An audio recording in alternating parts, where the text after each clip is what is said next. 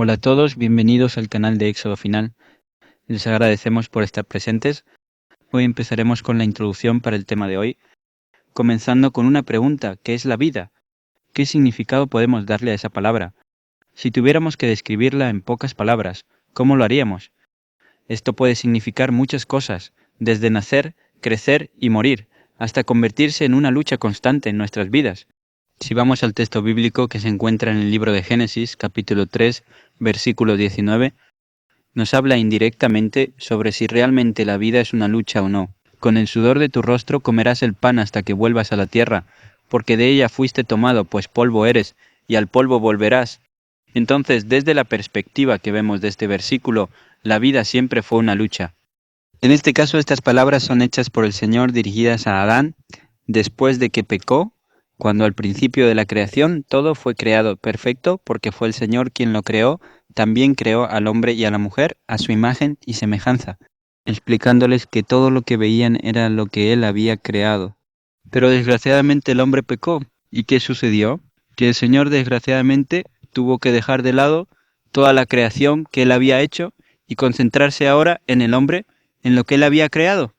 Aquí vemos que el hombre pecó, pero antes de eso no tenía que trabajar ni buscar su comida, ya tenía todo ahí a la mano. Sin embargo, después del pecado, el hombre tuvo que pagar las consecuencias. Entonces, cada persona alrededor del mundo lucha en sus vidas diarias. Si se les pregunta, nos dirían que en su vida siempre tuvieron que luchar para poder sobrevivir y sostener a su familia. ¿De qué otra manera podemos decir que la vida es una lucha? En el Nuevo Testamento, en el libro de Mateo, capítulo 26, versículo 41, nos encontramos cuando Jesús está orando en el momento antes de ser entregado. Esto es lo que leemos en el momento en el que Jesús se encuentra durmiendo a sus discípulos. Velad y orad para que no entréis en tentación. El espíritu a la verdad está dispuesto, pero la carne es débil. Es una forma de decir que la vida es una lucha. Entonces, todas las batallas que se nos presenten en la vida son para lucharlas, porque a veces evitamos lo que nos impulsa a crecer y lo invertimos en cosas que no aportan nada, cuando podemos invertirlo en cosas que tienen provecho para nuestras vidas espirituales. Entramos ya de lleno al tema, titulado No antes, no después. Vamos a comenzar con un apartado muy importante que en la actualidad no se conoce su significado: la numerología bíblica.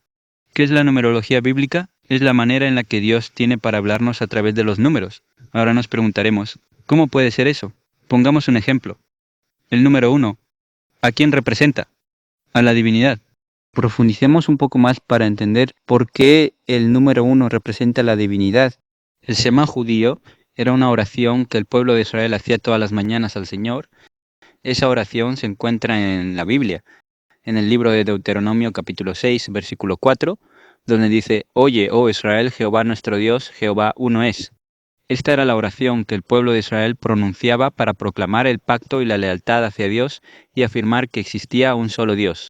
Hagamos un paréntesis y vamos a ver qué representa el número 3. Representa la divinidad. ¿Por qué representa lo mismo? ¿Por qué Dios utiliza dos números diferentes para identificarse con Él? Si nosotros observamos de lejos, vemos que Dios es uno, pero si nos acercamos a la divinidad, Dios no es uno, sino tres. Entonces, ¿qué mensaje Dios nos quiere dar a través de esto?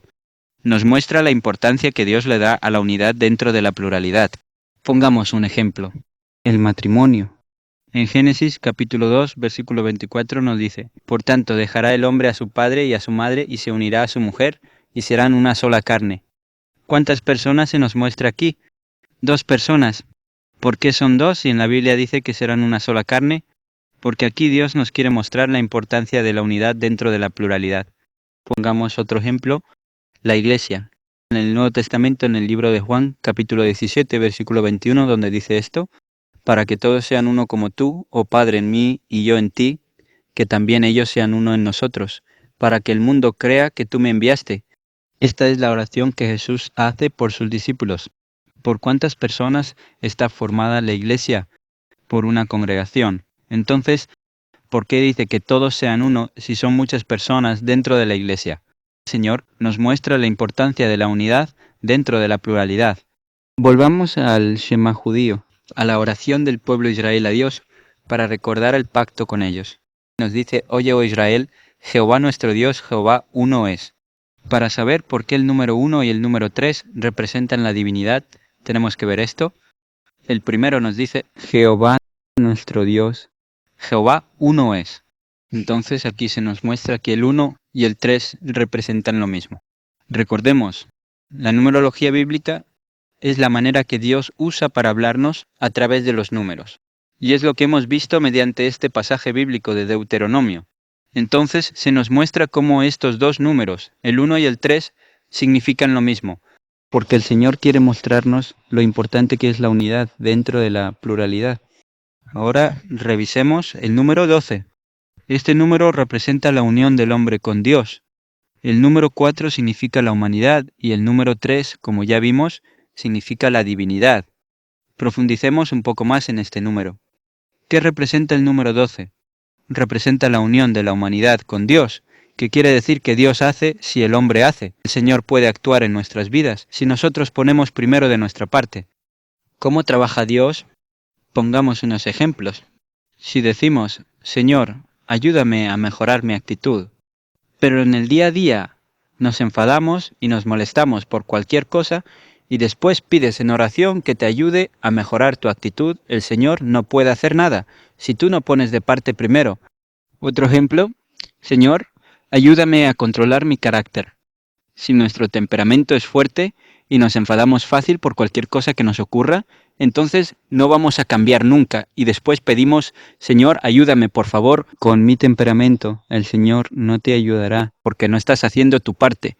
Cuando tú ya logres controlar tu carácter con el tiempo, entonces el Señor te ayudará sin pedir nada a cambio. Entonces, si unimos todo esto, Señor, ayúdame a mejorar mi actitud, a controlar mi carácter. Entonces, ¿cómo es que responde Dios? ¿Responde con un 13 o con un 12? Para saber cómo responde Dios, hemos logrado profundizar lo que representa el número 12 y lo que significaba. Ahora veremos lo que representa el número 13. Si tú le pides algo a Dios, Él hace todo. Es todo lo contrario del número 12. Entonces, el número 12 representa que le pedimos algo a Dios, Él espera que hagamos algo y Él entra en escena. Y el número 13 representa lo que le pedimos a Dios y Él hace todo. Si nosotros no hacemos esto, nada va a funcionar. Pongamos un ejemplo. Si pedimos un 13, Dios nos lo cumple, pero le ayudamos. ¿Qué pasará? Que no funcionará. Porque el número 13 representa lo que le pedimos a Dios y Él lo hace. Un 12 es todo lo contrario. Si oramos a Dios, le pedimos un 12 y no hacemos nada, entonces no nos responderá. ¿Qué pasará? Que no funcionará. Entonces diremos, la oración no sirve. El problema es que nosotros alteramos todo lo que el Señor planea para nosotros. ¿Cómo funciona esto en la Biblia, el número 13 y el 12? Si vamos a las Escrituras, observamos la historia del pueblo de Israel siendo liberado de la esclavitud. En ese momento, después de salir de aquel país, todo el pueblo hebreo está frente al Mar Rojo. Y Moisés dijo al pueblo, no temáis, estad firmes y ved la salvación que Jehová hará hoy con vosotros. Porque los egipcios que hoy habéis visto nunca más para siempre los veréis. Jehová peleará por vosotros y vosotros estaréis tranquilos. Hay algo muy importante en este pasaje bíblico y es que Dios deja todo muy claro. Nos dice que el Señor hará todo. ¿Cuál es el contexto? El plan de Dios para el pueblo de Israel consistía en dos pilares fundamentales. El primero era la libertad de Egipto y el segundo, llevarles a una tierra donde fluye leche y miel. ¿Qué descubrimos aquí? Que todo es imposible si no hay dificultades. El pueblo de Israel fue esclavizado, de modo que los egipcios no les dejarían ir. ¿Por qué? Porque trabajaban para ellos.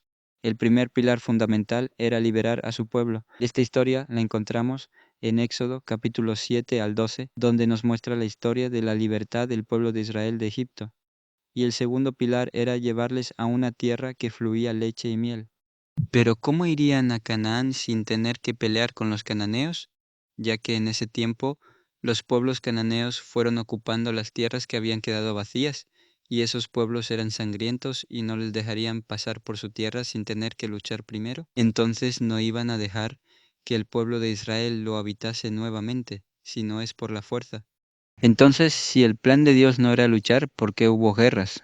Repasemos todo otra vez. El plan de Dios era posible porque era un 13, el Señor haría todo. Egipto en esa época era uno de los países más poderosos en términos militares y tenía un ejército muy bien armado. Pero si el ejército era tan poderoso, ¿por qué perdieron?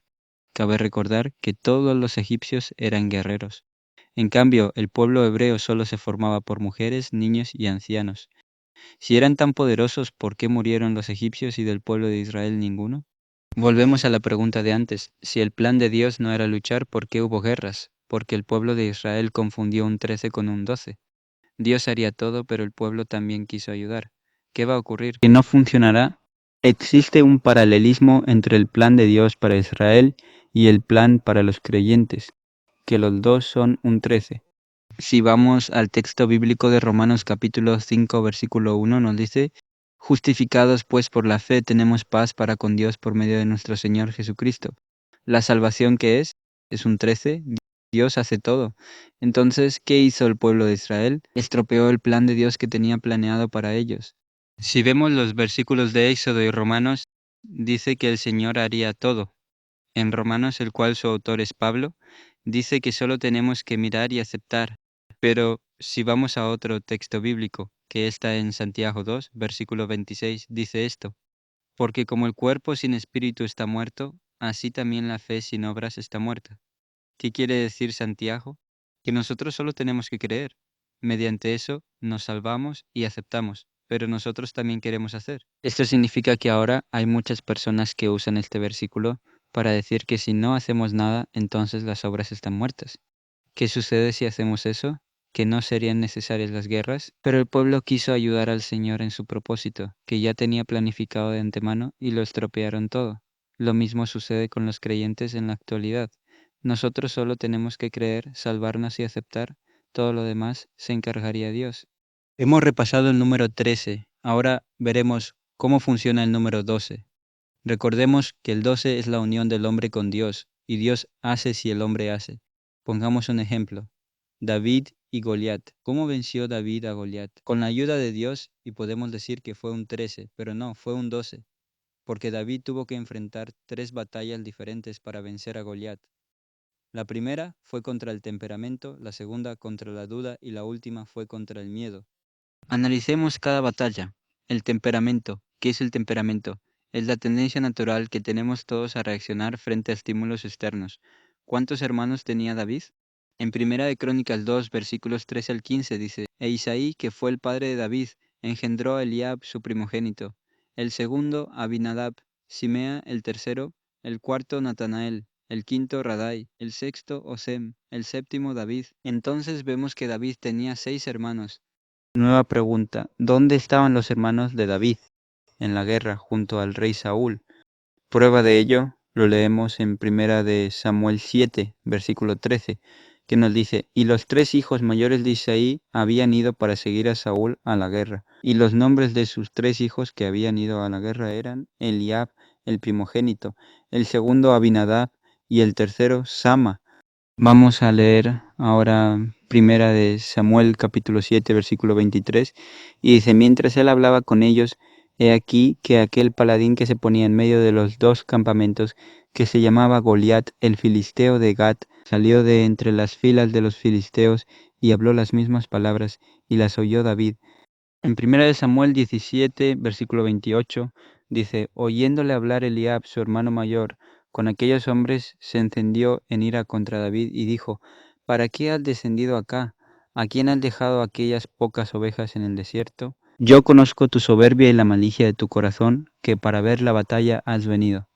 Aquí vemos a Eliab descontento, ya que creyó que David vino para ver la guerra. Por ello le llamó la atención y le mandó de vuelta a casa.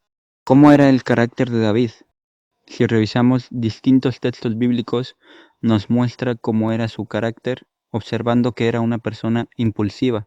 Prueba de ello lo encontramos en Primera de Samuel 25, versículo 13, donde nos dice: entonces David dijo a sus hombres: cíñese cada uno su espada, y se ciñó cada uno su espada, y también David se ciñó la suya. Y subieron tras David como 400 hombres, y dejaron 200 con el bagaje. Aquí observamos que solo por una afrenta hecha a David y a sus hombres, él se enoja y va directo a por los que le ofendieron. Si quieren saber más de esta historia, se lo dejaremos en la caja de los comentarios y en el enlace de la descripción. Si vamos a Primera de Samuel 25, versículo 22, Nos dice, así haga Dios a los enemigos de David y aún les añada que de aquí a mañana de todo lo que fuere suyo no he de dejar con vida ni un varón. Mediante estos versículos logramos ver que el carácter de David era impulsivo y surge esta pregunta, ¿qué habría sucedido si David se hubiese quedado a discutir con su hermano? El Señor no le hubiera dado la victoria sobre Goliat, ya que tenía que pelear contra Goliat y no con su hermano Eliab. Así venció su primera batalla, logrando controlar su temperamento. La segunda batalla fue contra la duda. Veamos y leamos el texto bíblico de Primera de Samuel 17, versículos 31 y 32. Fueron oídas las palabras que David había dicho y se las dijeron a Saúl, y él lo hizo venir. Y dijo David a Saúl, no desmaye el corazón de ninguno a causa de él. Tu siervo irá y peleará contra este filisteo. Aquí Saúl hace dos cosas interesantes. Primero, le explica a David por qué no puede vencer y segundo, se lo demuestra. Primero le explica por qué no puede vencer. Si vamos a 1 de Samuel 17, versículo 33, nos dice, y dijo Saúl a David, no podrás tú ir contra aquel filisteo para pelear con él, porque tú eres muchacho y él un hombre de guerra desde su juventud. Aquí Saúl le explica a David que Goliat desde muy joven peleaba batallas, en cambio David no participó en ninguna guerra, era solo un joven pastor. La segunda fue la demostración que le hizo Saúl a David. En 1 de Samuel 17, versículos 38 y 39, nos dice, y Saúl vistió a David con sus ropas y puso sobre su cabeza un casco de bronce y le armó de coraza. Y ciñó David su espada sobre sus vestidos y probó a andar, porque nunca había hecho la prueba. Y dijo David a Saúl, yo no puedo andar con esto, porque nunca lo practiqué. Y David echó de sí aquellas cosas. El planteamiento es el siguiente. Si no puedes andar, ¿cómo pelearás? Y si no puedes pelear, ¿cómo vencerás al gigante? Eso pensó Saúl, pero David hizo un planteamiento sabio. Dijo, no venceré con ropas guerreras, sino con ropas de pastor. En 1 de Samuel 17:34 leemos, David respondió a Saúl, tu siervo era pastor de las ovejas de su padre. David no oyó la frase tú no podrás, hizo todo lo contrario. Así venció la segunda batalla. Vamos a la última batalla, la del miedo. ¿Cuándo empezó esta batalla para David? Cuando bajó al valle. Cuando David estaba en lo alto de la montaña, ¿qué fue lo que vio? Vio al gigante, pero muy pequeño. Pero cuando David bajó de la montaña, ¿qué vio? Vio a un gigante enorme, fuerte y muy enfadado. Lo mismo sucede hoy cuando un avión despega y miramos abajo vemos a las personas muy pequeñas. Pero cuando el avión aterriza, todo cambia, las personas se ven grandes, al igual que los edificios. En 1 de Samuel 17, 45 al 47, nos dice que David no tuvo miedo a lo que estaba frente a él. Y dijo David a Goliat, tú vienes contra mí con espada y lanza y jabalina, mas yo vengo contra ti en el nombre del Señor de los ejércitos. Veamos, mediante un vídeo que les comparto ahora, la valentía de David frente al gigante Goliat.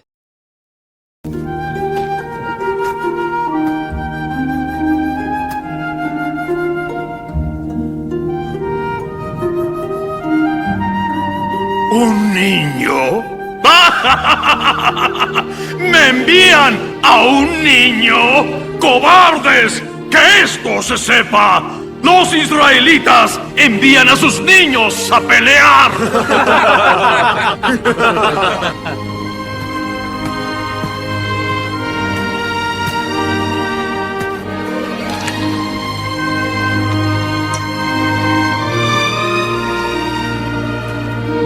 ¿Qué crees que soy? ¿Un perro que saldrá corriendo al ver un palo? ¡Soy Goliat, el más grande de los filisteos! Hoy Jehová te entregará en mis manos.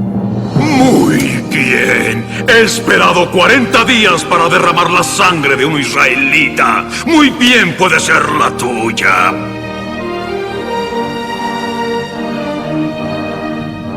Ven a mí, pequeño. Te mataré y daré tu carne a las aves del cielo.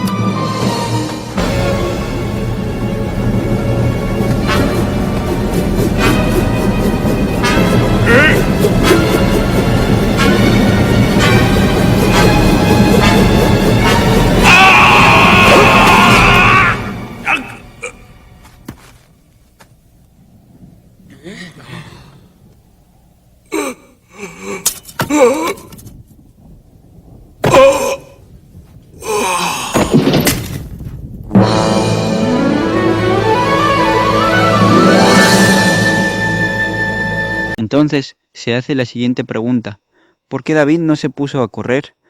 David no lo hizo porque confiaba en Dios, era fiel a Dios y al igual que actuaba como pastor de las ovejas de su padre, sabía que el Señor actuaba como el pastor de su pueblo escogido. Entonces, ¿por qué David no se puso a correr? Porque no vio a un gigante, vio una victoria. David no tuvo miedo de su tamaño, fue valiente y así venció la tercera batalla. ¿Cuál fue el resultado después de ganar las 3 batallas que se le presentaron? Dios le dio la victoria contra el gigante. Ahora vamos a ver una cita bíblica escrita por una mujer que fue inspirada por Dios. Si quieren saber más de la historia de esta mujer inspirada por el Señor, se lo dejamos en la caja de los comentarios y en el enlace de la descripción.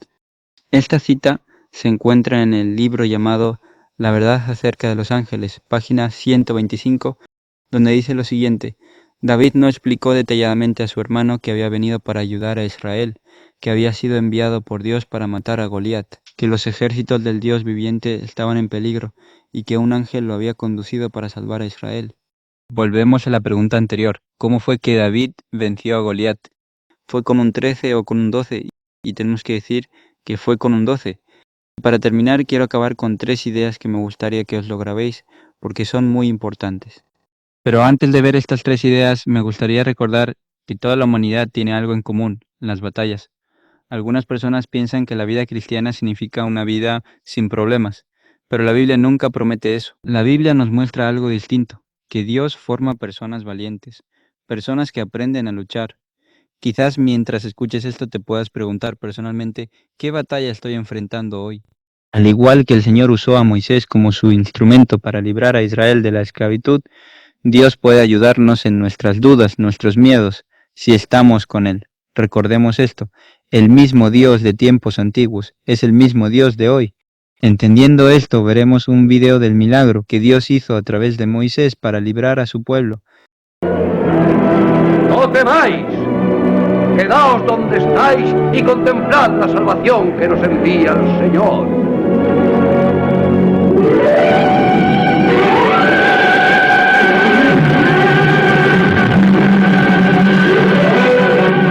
Una columna de fuego es el aliento de Dios.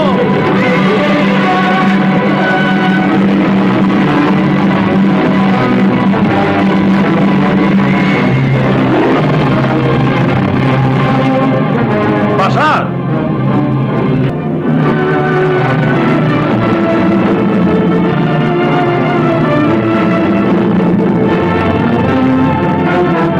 Reunid vuestras familias y vuestros rebaños. Debemos seguir inmediatamente. ¡Sí! ¿A dónde? ¿Ahogarnos en el mar? ¿Cuánto durará el fuego para que se retire el faraón? Pasado este día, no volveréis a ver los carros del faraón jamás. ¡No! Porque moriréis debajo de ellos. El Señor nuestro Dios librará la batalla por nosotros. Admirad el inmenso poder del Señor.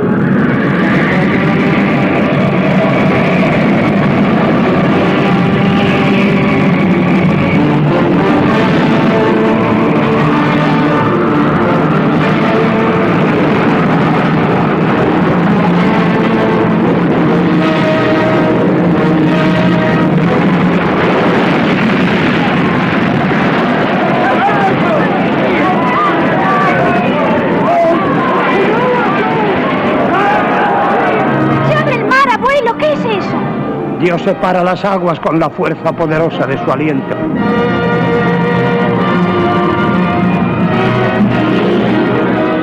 Condúcelos por en medio de las aguas.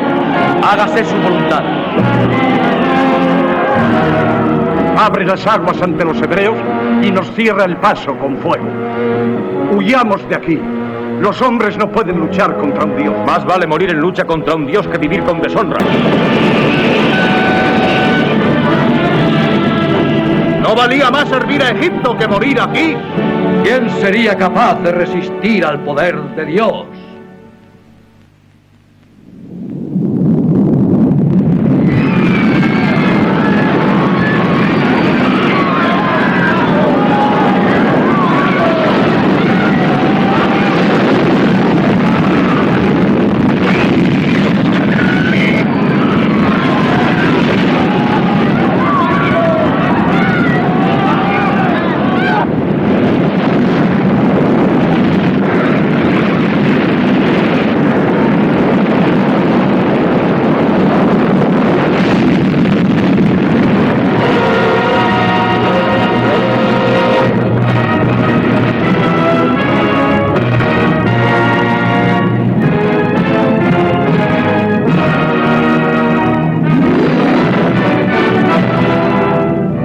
que haces soplar furiosos los vientos y que has hecho que el mar los sepulte. ¿Quién es igual a ti, oh Señor? Por los siglos de los siglos, por toda la eternidad, tú serás Dios.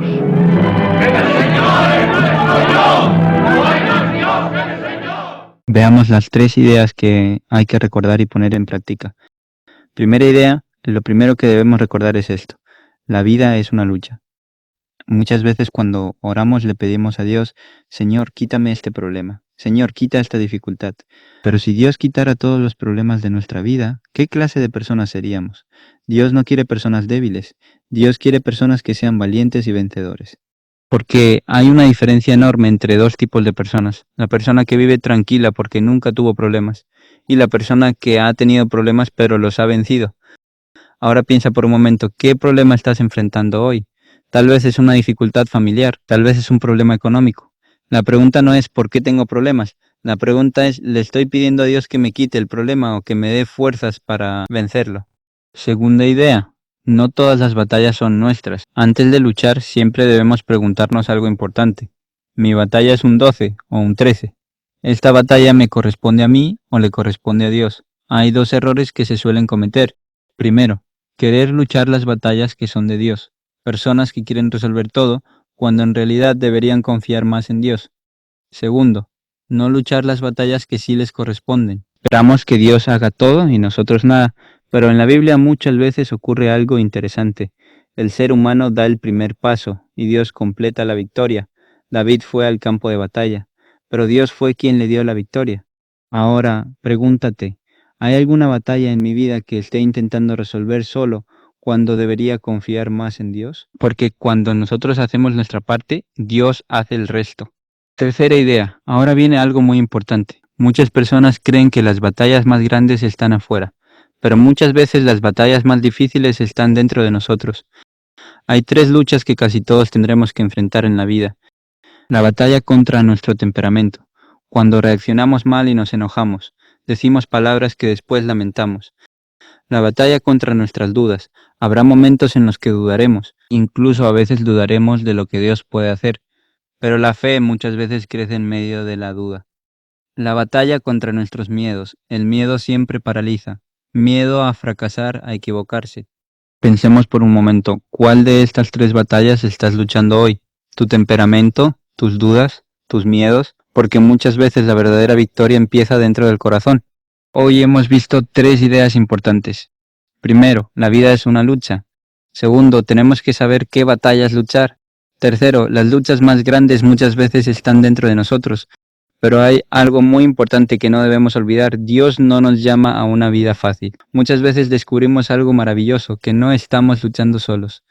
Al final, al mirar nuestra vida, podemos ver algo: que dentro de nosotros existen luchas, un temperamento que nos domina, las dudas en nuestra mente y los miedos que paralizan nuestro corazón.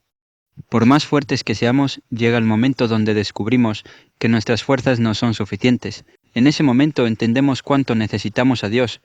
Lo necesitamos para que calme nuestro espíritu, para cuando las dudas aparecen y cuando el miedo se nos aparece como una enorme montaña. Él puede darnos dominio propio, claridad en nuestra mente y valor en momentos difíciles. Por eso cada día debemos preguntarnos ¿cuánto necesitamos a Dios? La respuesta es sencilla: lo necesitamos en todo momento. Que cada día de nuestra vida podamos reconocer que todo lo bueno proviene de Él. Muchas gracias a todos por acompañarnos en esta primera reflexión. Como veis aquí en la pantalla tenéis a vuestra izquierda el último vídeo que he subido y a la derecha una lista de reproducción para más investigaciones en nuestro canal. Nos despedimos no sin antes agradeciendo a todos el increíble apoyo que estáis dando al canal. Que Dios os bendiga.